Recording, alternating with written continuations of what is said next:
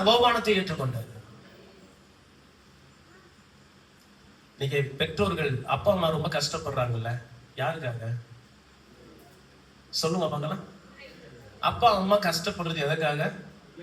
அவங்க சந்தோஷமா இருக்கணுங்கிறதுக்காகவா? அவங்க சொல்லுவாங்க, நான் யாருக்காக கஷ்டப்படுறேன் தெரியுமா? நீ நல்லா இருக்கணும், நீ கஷ்டப்படக்கூடாது, அதனால நீங்க நல்லா இருக்கணும்னு சொல்லிட்டுதான் அப்பா அம்மா நாங்க கஷ்டப்படுறோம் அப்படின்னு. இந்த கஷ்டத்தை புரிந்து கொண்டு பிள்ளைகள் வளரணும். அதை புரிந்து கொள்ளாதவர்கள் பிள்ளைகள் இல்லை.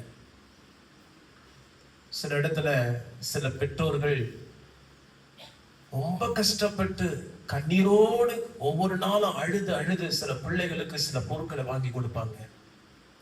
ஆனா அந்த பிள்ளைகள் அப்படி கஷ்டப்பட்டு கண்ணீர் சிந்தி உழைத்து வேர்வை சிந்தி வாங்கி கொடுக்கிற அந்த பொருட்களுக்கு அந்த பிள்ளைகள் மரியாதை கொடுக்கவே மாட்டாங்க. நல்ல கவனிக்கணும். ஒரு பிள்ளைகள் பெற்றோர்களுக்கு பிள்ளைகளே நீங்க கொடுக்கிற முதல் மரியாதை என்ன தெரியுமா?